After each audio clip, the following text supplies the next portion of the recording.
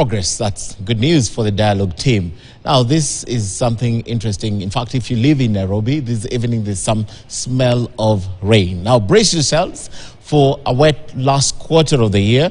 The Kenya Met Department has announced that some parts of the country have high likelihood of experiencing floods and, of course, landslides that come with it due to the El Nino rains expected from October to December this year. Now, the department listed a number of counties with about 99% likelihood to experience high rainfall, majorly in western part of the country, Nyanza, and, of course, the Rift Valley region. Willie Lusige reports.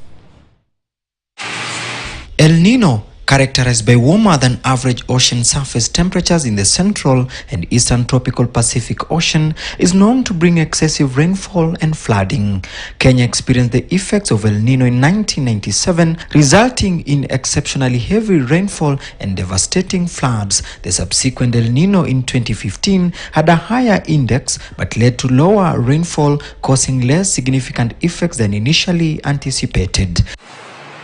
The Kenya Meteorological Department has forecasted a 90 to 100% likelihood of above average rainfall across various parts of the country as El Nino makes its return this year. We are likely to see El Nino at almost 99 to 100%. It is expected that most parts of the country will experience enhanced, that is, above average rainfall.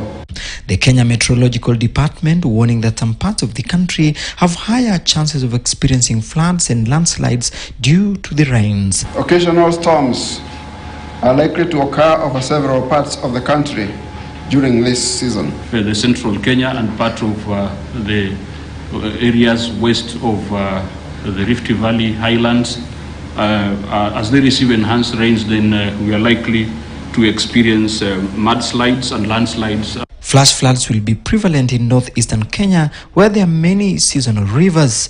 Western Kenya, Rift Valley, coast and northeastern regions, as well as towns like Nairobi, Mombasa, Nakuru, and Naivasha are also predicted to experience the same. There is higher chances of floods in areas that are flood prone, considering the data that is available, historical data.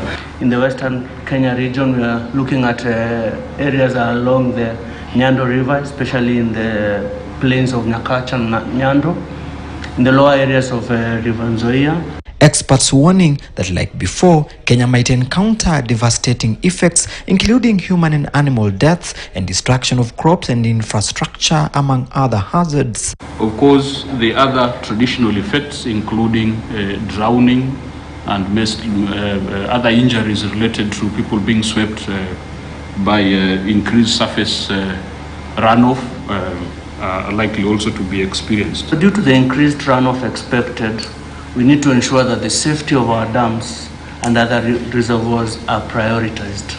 In anticipation of El Nino, experts have asked the country to prepare for possible disease outbreaks such as dengue fever and malaria. That we've been given very good lead times by the Kenya Meteorological Department to put in place mechanisms and interventions that reduce the vulnerability of populations at risk. El Nino occurs on average every 2 or 7 years, and episodes usually last 9 to 12 months. As countries within the Great Horn of Africa region are expecting what has been termed as the El Nino phenomenon, Kenyans have been warned to be more careful between November and December, especially during that time when the amount of rainfall experienced will be higher, and those ones living in lowland areas have been told to prepare for floods.